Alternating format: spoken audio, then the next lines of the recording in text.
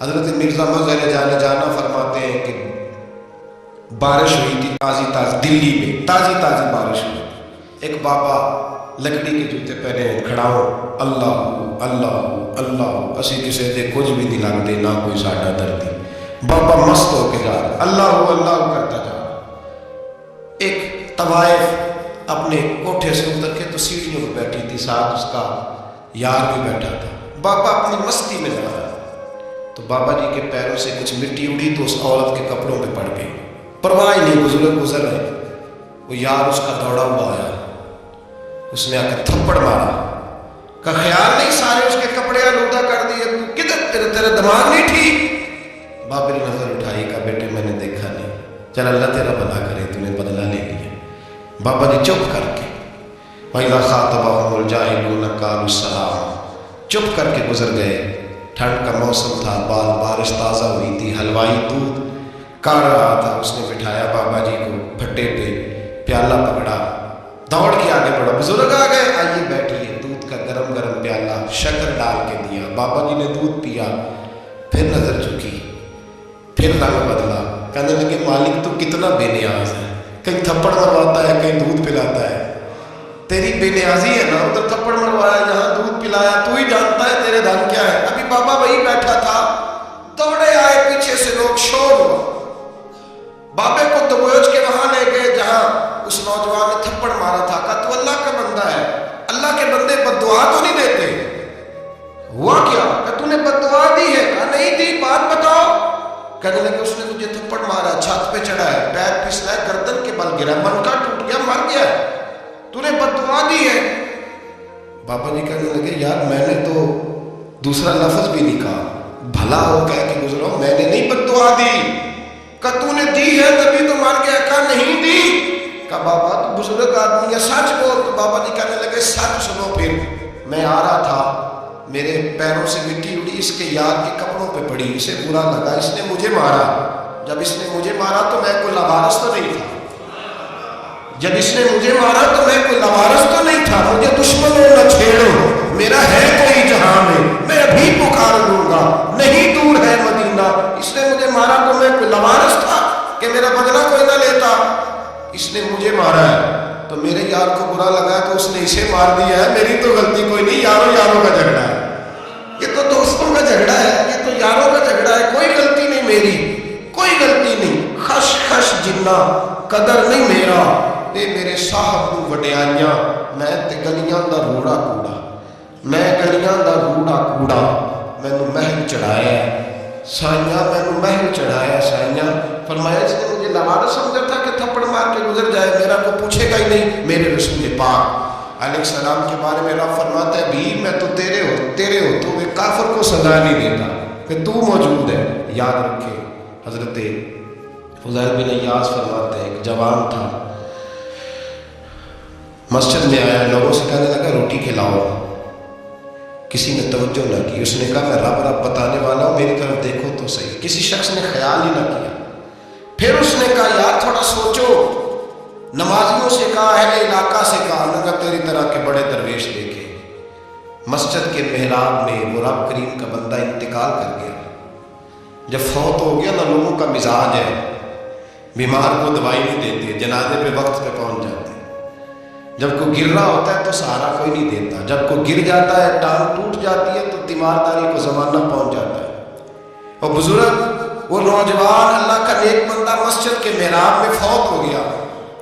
حضرت فضیل بن ایاز کہتے ہیں امام صاحب نے اعلان کیا چندہ دو, کوئی لوارث فوت ہو گیا, کفن دینا. چندہ اکٹھا ہوا, کفن خریدا, جنازہ پڑھا, عشاء کے بعد دفن کر کے آئے. فجر کی نماز کے لیے جب امام اور مؤذن مسجد میں آئے تو چیخے مارنے لگے, تڑپنے لگے, دور دور تک آوازیں پھیل گئی, دنیا دوڑی آئی. کیا ہوا؟ کہنے لگے وہ جو تم نے کفن پہنایا تھا وہ یہاں پڑا ہوا ہے, اور دیکھو کفن پہ تحریر لکھی ہے. تحریر کیا ہے؟ عرش کے مالک نے فرمایا میرے دوست نے روٹی مانگی, تم نے دی نہیں.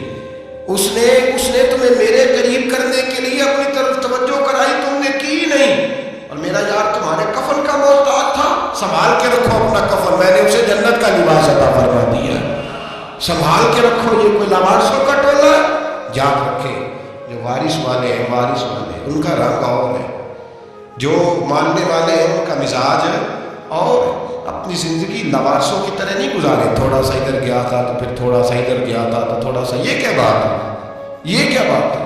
اپنے آپ کو، اپنی نسبت کو، اپنے عقیدے کو مضبوط رکھیں۔ 1 انچ کے اعلیٰ حضرت فاضل بریلوی رحمۃ اللہ علیہ کے مکان کی دیوار گر گئی، ایک کونا مکان کا، آپ جانتے ہیں پرانی دیواریں چھوٹی ہوتی تھی اور بارشوں میں اکثر گھروں کی دیواریں گری ہوئی ہوتی تھی، ایک سائڈ کی دیوار گر گئی تو اس کونے میں ہندوؤں کا گھر تھا۔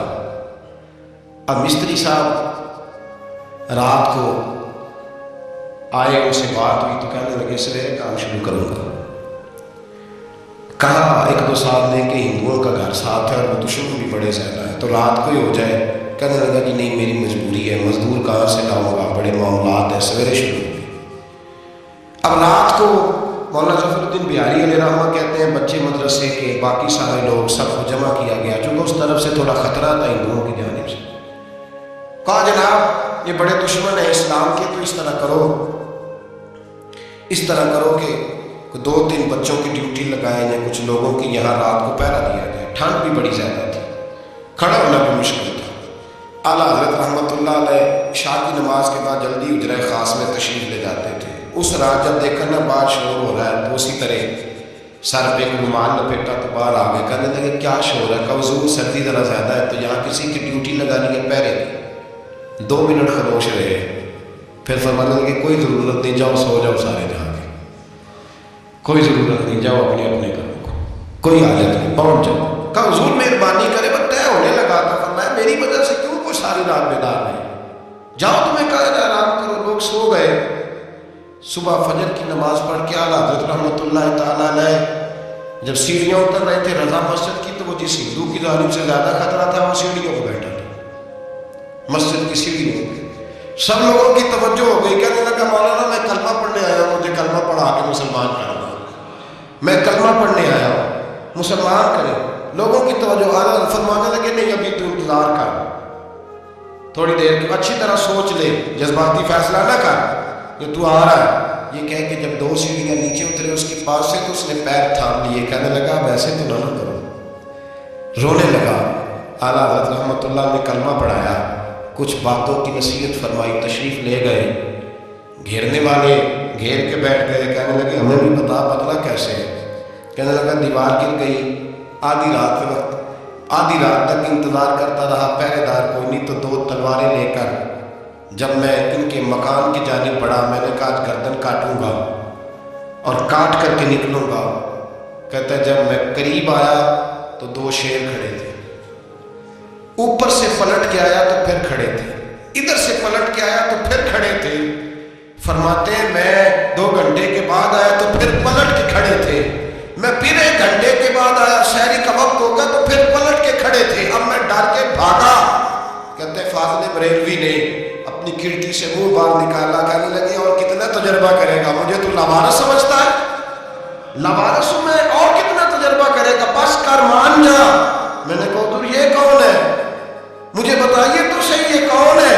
تو کہنے لگے میں نے ساری زندگی رسول اللہ کی عظمت کا دفاع کیا ہے، ساری زندگی غوث اعظم کے نعرے لگائے ہیں، ابھی تو یہ مدد صرف غوث پاک جیلانی کی بھیجی ہوئی ہے، ابھی تو غوث اعظم کی بھیجی ہوئی مدد ہے، مولا علی ابھی پیچھے ہیں، 2 جہاں کے محبوب ابھی اس سے پیچھے ہیں، وہ تو ابھی پیچھے ہیں، پیچھے کھڑے ہیں کہ ضرورت پڑی تو ہم بھی تیار بیٹھے ہیں۔ بھائی آج رواج ہو گیا، رواج، میں نے 2-4 دن پہلے بھی کہا تھا، لوگ کہتے ہیں نہیں کوئی نہیں ضرورت، سامنے سارا کچھ نظر آ رہا ہے۔ او خدا کے بندو یاد رکھو، نسبت ہے بڑی چیز، جانے دو میں اگر کسی کو نسبت میسر آ گئی نا، نسبت، خالی دامن ہی مل گیا، تیرے ہاتھ میں کچھ شاید ہونی چاہیے نا، خالی دامن تجھے کسی کا میسر آ گیا تو بچ گیا۔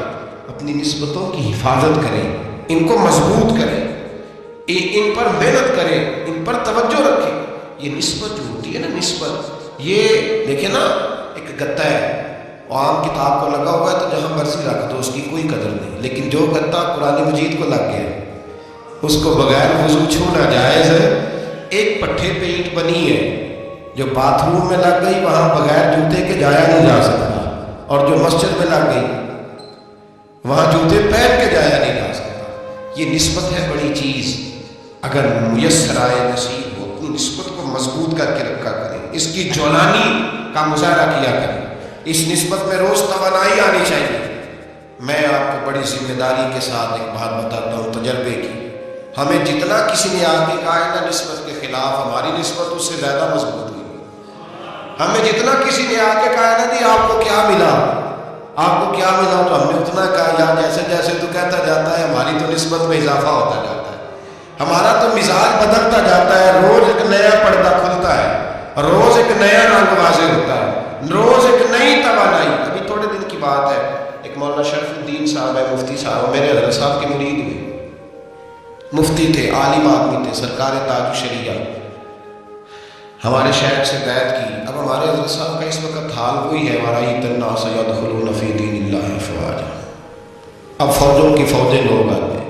ہم نے دیکھا ہے صرف خالی مرید ہونے والے بار سینکڑوں کی تعداد میں ہزاروں لوگ بیٹھے ہیں کہ صرف بیعت اتنا کہہ دیں ہم نے قبول کیا. اس عالم میں جہاں حضرت صاحب کا اعلان ہو جائے کہ تشریف لا رہے ہیں لاکھوں کا مجمع جمع ہو جاتا ہے اور ایک جھلک دیکھنے کو لوگ ترستے رہتے ہیں. یہ کیفیت ہم نے دیکھی. وہ دور گزر گیا. کبھی ایسا بھی ہوتا تھا ایک میں ہوتا تھا ایک تو ہوتا تھا اور تیسری تنہائی ہوتی تھی. وہ دور بیت جاتا ہے، وہ لمحے کسی کسی کو نصیب آتے ہیں. حضرت کا وہ مولانا شریف الدین صاحب کہتے ہیں مرید ہوا تو مرید ہوا مجمع میں رسی حضرت پھینکتے ہیں یا چادر پھینکتے ہیں تو پکڑ کے مرید ہوا تو ساتھ ساتھ اور چادریں باندھی تھی لوگوں نے پکڑی ہوئی تھی. ایک مولانا میں جب بیعت ہو کے آیا ان کو بتایا تو مجھے کہنے لگے یار تو ایسی جگہ مرید ہو گیا جو تیری بات بھی نہ سن سکے، جن کو تو دکھڑا بھی نہ سنا سکے، جو مصروف بھی بڑے رہتے ہیں. کہاں مرید ہو گیا؟ ایسے پیر کا بیعت ہوتا جہاں تو جاتا وہ تیرے پاس آتے، گفتگو ہوتی، بات چیت ہوتی. کہتے جب انہوں نے مجھے بہت زیادہ قائل کیا نا، بہت زیادہ، تو میں نے ارادہ کر لیا. میں نے کہا بات ٹھیک ہے، بیعت کہیں اور ہونا چاہیے تھی. کہتے میں عشاء کے بعد سویا تو حضرت صاحب مجھے خواب میں ملے، خواب میں، اور فرمانے لگے مولانا جب آپ مرید ہوئے تھے تو آپ اس جانب بیٹھے تھے، اس کونے میں آپ تھے، اتنے لوگ آپ سے پہلے تھے، اس حال میں آپ مرید ہوئے تھے. اور جہاں تک بات چیت کرنے کی بات ہے تو آپ نے جو دل میں سوچا تھا وہ میں نے آ کے آپ کو بتا دیا ہے. پھر بھی بڑی ضرورت ہو تو میرے صاحبزادے کا نمبر لے لیں اور فون کر لیا کرے، بات ہو جایا کرے. کہتے ہیں یہ ابھی بات ہو ہی رہی تھی کہ میرے دروازے پہ دستک ہوئی تو میری آنکھ کھل گئی. میری آنکھ کھلی تو میں پریشان ہو کے نمبر تو ملا نہیں. ایک انجینئر صاحب میرے محلے میں رہتے تھے، فرماتے ہیں وہ شام کو میرے پاس آئے اور کہنے لگے مولانا سنا ہے آپ حضرت مفتی اختر رضا صاحب سے مرید ہو گئے. میں نے کہا ہاں. تو کہنے لگے میں ان کے مدرسے میں کام کر کے آیا ہوں، میرے پاس ان کے بیٹے کا نمبر ہے، چاہیے آپ کو؟ نمبر ہے چاہیے؟ کہتے ہیں نمبر مجھے وہ شام کو گھر آ کے دے گئے. اب جب میں آستانہ نور پہ بریلی شریف ملنے کے لیے حاضر ہوا تو میرے دل میں خیال آیا، جب میں اندر گیا نا تو میرے دل میں خیال آیا حضور خواب جو آئی تھی اتنی بھی جلدی کیا ہے، ذرا ٹھہر جائیں گے، آپ ملے جو تھے تو صاحب نمبر بھی دے ہی جاتے. میرے دل میں خیال آیا تو السلام علیکم کے بعد حضرت کہنے لگے مولانا مجھے تو جلدی کوئی نہیں تھی، آپ کے دروازے پہ دستک ہو گئی تھی. مجھے تو کوئی جلدی نہیں تھی، آپ کا دروازہ بجنے لگا تھا، مجھے تو جلدی کوئی نہیں تھی لوٹنے کی. ہر مشکل دی کنجی یار ہاتھ مردہ دے آئی اور مرد نظر کرے جس ویلے مشکل رہے نا کائی. بس لوگوں یہ یاد رکھو اور اس پہ عمل کرو، اپنی نسبتوں کو مضبوط کریں. ہمارا تو جیسے دل کا اجالا چمکتا ہے نا، چمکتا ہے دل کا اجالا، جیسے نیا دن چڑھتا ہے ہمارے لیے تو ایک نئی روشنی لے کے آتا ہے. اپنے آپ کو بیدار رکھیں. سورج اگر باہر پورا نکل آئے نا تو جو آدمی آنکھیں زور سے بند کر لے اسے کوئی شے نظر نہیں آتی. پورا سورج نکلا ہوا بھی سورج اسے نظر آئے گا جس کی اپنی آنکھیں بھی کھلی ہوں گی. تو آنکھیں نہیں کھول رہے تو آنکھیں نہیں کھول رہے، آنکھیں نہیں شکوا آنکھیں نہ کھولنے کا ہے. آنکھیں نہیں کھول رہے تو سورج کیسے نظر آئے؟ بات ذرا سخت ہے پر چلو آپ میرے عزیز ہیں کر جاتا ہوں. مولانا رومی رحمۃ اللہ تعالیٰ علیہ فرماتے ہیں مجھ سے ایک شخص نے کہا کہ نبی پاک صلی اللہ تعالیٰ علیہ وسلم اگر سراج منیر ہے تو نظر کیوں نہیں آتے؟ تو میں نے کہا الو اگر آنکھیں بند کر لے تو اسے کوئی شے نظر نہیں آتی. آنکھیں بند کر لے تو اسے کوئی شے نظر، تو آنکھیں تو کھولنا، آنکھیں کھول. یہاں میں اپنے کمرے میں یوں پردہ آگے کر کے لائٹ بند کر کے باہر شورج مچاؤں، سورج کوئی نہیں، سورج کوئی نہیں، تو مجھے کوئی بندہ کہے گا پاگل ہے، اس طرح کر، باہر نکل، ادھر آ تجھے دکھاؤں سورج ہے کہ نہیں، تیری تو اپنی آنکھیں بند ہیں۔ اقبال کہتے ہیں دل بینا بھی کر خدا سے طلب، آنکھ کا نور دل کا نور نہیں، اندر کی آنکھیں کھول، اندر اتنا اندھیرا ہے تو باہر کیسے نظر آئے؟ تو لوگ آنکھ ہی نہیں کھولتے، دائیں بائیں دیکھتے رہتے ہیں۔ نسبت کو مضبوط کریں۔ رب تو فرماتا ہے حبیب تو موجود ہے تو میں کافر کو بھی عذاب نہیں دیتا۔ اب یہاں خالص نسبت کا بیان ہے، خالص، یہ نہیں فرمایا کہ حبیب ان کے عمل اچھے ہیں تو میں عذاب نہیں دیتا، یہ نہیں فرمایا کہ حبیب یہاں خانہ کعبہ ہے تو میں عذاب نہیں دیتا، نسبت کی بات فرمائی، نسبت کی۔ یہ نہیں فرمایا کہ حبیب یہاں روز طواف ہوتا ہے تو عذاب نہیں دیتا، یہاں تلاوت ہوتی ہے تو فرمایا حبیب تو ہے، تو ہے، اس لیے میں انہیں عذاب۔ مدینے میں کبھی زلزلہ نہیں آیا، پتہ ہے آپ کو؟ اس لیے نہیں آیا کہ وہاں میرے مصطفیٰ کا گنبد خضرا ہے۔ کوئی فصل وہ بیجتے نہیں، کوئی فصل بوتے نہیں، وہ کوئی فصل نہیں، لیکن دنیا کی ہر شے آپ کو مدینے میں ملتی ہے۔ جو سب سے اچھا پھل کھانا چاہے اسے مدینے میں جا کے ملتا ہے، اس لیے کہ وہاں گنبد خضرا کی ہریالی موجود ہے۔ دنیا کی ہر نعمت ملتی ہے اس لیے کہ گنبد خضرا بھی موجود ہے۔ تو بھائی یہ نسبتوں کی بات ہے، نسبتوں کی۔ پرانی امتوں میں جب کوئی گناہ کرتا تھا تو دروازے پہ لکھا ہوتا تھا سویرے، میرے حبیب نے دعا فرمائی مولا یہ میرے ہیں انہیں رسوا نہ کرنا، اے اللہ میرے ہیں انہیں رسوا نہ کرنا۔ تو میرے بھائی سن لو اور یاد رکھ لو، لاکھوں پاپ بھی لوگ کر کے آئے، سویرے منہ دھو کے نکل آئے تو عرش کا مالک رسوا نہیں کرتا، بلکہ کہتا ہے تو میرے دامن میں چھپ جا، اندر جا کے جہاں گناہ کیا ہے وہاں جا کے دل سے سچی توبہ کر لے، میں قیامت میں بھی کسی کو نہیں بتاؤں گا کہ تو نے گناہ کیا۔ تو برکت کس کی ہے؟ رسول پاک۔ یہ برکت کس کی ہے؟ حبیب دو عالم کی صلی اللہ علیہ وسلم۔ غلامی کا رشتہ مضبوط کریں، غلامی کا وارث والے بنے، لوارث نہ بنے۔ لوارث جیسی زندگی نہ گزارے، جہاں مرضی چلے گئے، جہاں مرضی چھٹیاں کار ہے، جتنے مرضی ٹائم بتا ہے، جو مرضی طبیعت میں آیا کرتے پھرے، پتہ ہی کوئی نہیں، حال ہی کوئی نہیں، یہ کوئی کیفیت نہیں، کوئی نہیں۔ مجھے ایک صاحب کہنے لگے کہ پیر بھائی پوچھ رہا تھا حضرت صاحب کا حال کیا ہے، میں نے آج کے بعد اس نے تجھ سے پوچھا تو بالکل نہ بتانا۔ وہ کیسا بیٹا ہے، وہ کیسا بیٹا ہے جو پڑوسیوں سے دائیں بائیں لوگوں سے حال پوچھتا ہے، اسے پتہ ہی نہیں، اسے خبر ہی نہیں، اسے تو لمحے لمحے کی خبر ہونی چاہیے، اسے تو منٹ منٹ کا پتہ ہونا چاہیے تھا۔ وہ اس نے کس طرح کی نسبت رکھی ہوئی ہے جس کو ہم سایوں سے پوچھنے پڑتا ہے ذرا پتہ کر کے بتانا حال کیا ہے۔ تو کدھر تھا بھائی، اتنی دیر ہو گئی، تو نے حال بھی کسی اور سے پتہ کرانا ہے۔ میں نے کہا اس کو کہنا آج کے بعد حال پوچھنا ہوا تو خط لکھے، میں بھی جواب لکھ دوں گا، بات ختم ہو گئی۔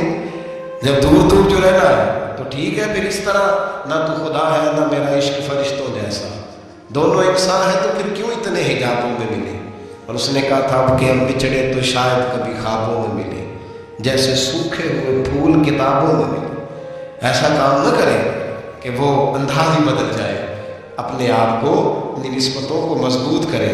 اللہ تبارک و تعالیٰ سے دعا اور التجا ہے کہ اللہ کریم ہمیں نسبتوں کی مضبوطی عطا فرمائے، اور اللہ تبارک و تعالیٰ ہمیں یہ توفیق دے کہ ہم سمجھ جائیں اس بات کو کہ اصل بات ہے کیا، اور اصل کی مضبوطی کتنی ضروری ہے، اصل تک پہنچنا کتنا ضروری ہے۔ اور یہ بھی یاد رکھیں، اماں جب ناراض ہوتی ہے نا، جب اماں ناراض ہوتی ہے تو کہتی ہے بس نکل جاتا، فٹافٹ نکل دوڑ جا، کوئی تعلق نہیں۔ ابا بھی کہتا ہے آ جایا تو ٹانگیں توڑ دوں گا، حال ہی کوئی نہیں۔ اور وہی بیٹا جا کے 2 منٹ پیروں میں بیٹھتا ہے، کہتا ہے ماں تجھے پتہ ہی نہیں میں کتنی ٹینشن میں تھا۔ تو وہی اماں باہر نکل کے پہلے پڑھ کے مار رہی ہوتی ہے، حد کر دوں گی، پھر وہی اماں کہتی ہے بڑا پریشان ہے بیچارہ۔ یہ کیفیت ہے، اپنے آپ کو صحیح کریں، اپنی نسبتوں کو مضبوط کریں، احکامات پہ عمل کریں، معبود کی غلامی تگڑی کریں۔ یہ جو سستیاں ہیں، کوتاہیاں ہیں، ان کو دور کریں۔ زندگی کا لطف آتا ہی تب ہے جب آپ پورے طور پر اپنے آپ کو چاق و چوبند کرتے ہیں۔ اگر تھوڑا کر لیا، تھوڑا چھوڑ دیا، 1 پڑھ لی 3 رہ گئی، 3 پڑھ لی 2 رہ گئی، یہ لطف نہیں ہے، یہ ذائقہ نہیں ہے۔ اپنے آپ کو مضبوط کریں اور پورا مضبوط کریں، پوری اپنے اندر جو ہے وہ جولانی نسبت کی پیدا کریں۔ بس یہ دعا کریں اللہ جب تک زندہ رکھے غلامی میں رکھے، اور مارے تو غلاموں جیسی موت عطا